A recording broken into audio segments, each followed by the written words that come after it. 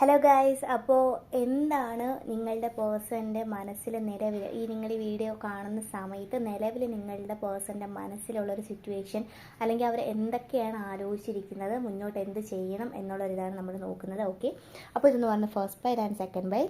Okay, അപ്പോൾ നമുക്ക് first pile എന്താണെന്ന് നോക്കാം. ഓക്കെ, അപ്പോൾ ഫസ്റ്റ് പൈൽ പറയുന്നത് എന്താണെന്ന് വെച്ച് കഴിഞ്ഞാൽ, അവർ കൂടുതലും ഈ പറയുന്ന റിലേഷൻഷിപ്പിൽ നിങ്ങൾ തമ്മിലുള്ള ചെറിയ ഇഷ്യൂസ് കാര്യങ്ങളൊക്കെ ഉണ്ടായിട്ടുള്ളത് അവർ കുറച്ചും കൂടെ അവരെ തന്നെ നല്ലതാക്കാൻ വേണ്ടിയിട്ട് അവരെ തന്നെ കുറച്ച് സെൽഫ് ലവ് സെൽഫ് ജേണിയിലൊക്കെ വരാനായിട്ടാണ് അവർ ശ്രമിച്ചുകൊണ്ടിരിക്കുന്നത്.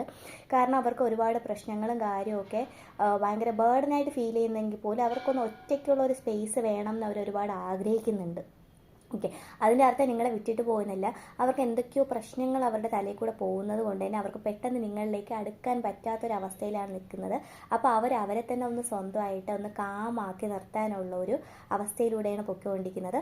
അതിനുശേഷം മാത്രമേ നിങ്ങളിലേക്ക് ഒന്ന് അടുക്കാൻ പറ്റത്തുള്ളൂ അവരെ സംബന്ധിച്ച്. അപ്പോൾ അവരിപ്പോൾ ആഗ്രഹിക്കുന്നത് അവരുടേതായ ഒരു സ്പേസ് വേണം എന്നാണ് നിങ്ങളുടെ പേഴ്സൺ നിങ്ങളോട് പറയാൻ ആഗ്രഹിക്കുന്ന ഒരു കാര്യം. ഓക്കെ, അപ്പോൾ നമുക്ക് നെക്സ്റ്റ് ഫയൽ നോക്കാം. ഓക്കെ, നെക്സ്റ്റ് ഫയൽ എന്താണെന്ന് വെച്ച് കഴിഞ്ഞാൽ ഇതിൽ ഞാൻ കൂടുതലും കാണുന്നത് നോ കോൺടാക്ട് സിറ്റുവേഷനിലുള്ള ആൾക്കാരാണ്. അപ്പോൾ ഇവരെ സംബന്ധിച്ച് നിങ്ങളുടെ പേഴ്സൺ നിങ്ങളിലേക്ക് ഒരുപാട് പേരുടെ പേഴ്സൺ തിരിച്ചു വരുന്നതായിട്ട് കാണുന്നുണ്ട്. ഓക്കെ, തിരിച്ചു വരിക, നേരത്തെ ഉള്ളതിനേക്കാളും കൂടുതൽ സ്നേഹം സന്തോഷം അങ്ങനെയുള്ള കാര്യങ്ങളൊക്കെ ഞാൻ ഇതിൽ കാണുന്നുണ്ട്.